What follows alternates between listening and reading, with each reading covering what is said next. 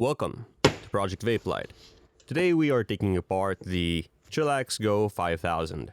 It is a reusable pod type device, and let's start with the obvious, taking it apart. Here you can see the orifices between the two components, the contacts and the magnets. At the bottom of the casing you will find two screws. Undo those, but not completely. You're going to push in on them.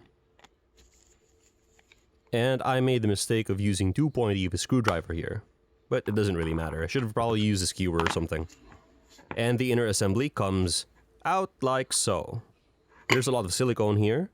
The ASIC and the charging board are pretty consistent on these devices. More detail on the board later. The orifice, the contacts, and the magnets. The wires are soldered directly to the contacts, which is pretty interesting. Here we have the battery. It's 500 milliamp hours, 3.7 volts, kind of small, but it's rechargeable. Here's detail of the board.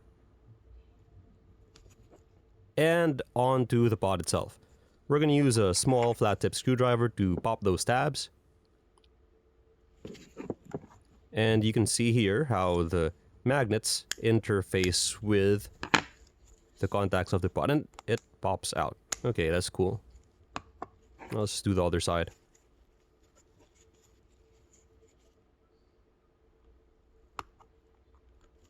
Okay, and the reservoir with the nasty juice comes right out. There's another piece of silicone and the filter there to prevent it from spilling all out. Here's the blasting cap. And interestingly enough, you can see here that the coil itself just has its legs bent, and it's pressed into the silicone. So it makes contact with the contacts, which is pretty cool. And the pins here are just pins. They're not magnets. So that's some cost cutting for you. You can see the orifices there. And here is the vape in its full exploded glory. Alright, thanks for watching. Please like, comment, subscribe. Hope this helped.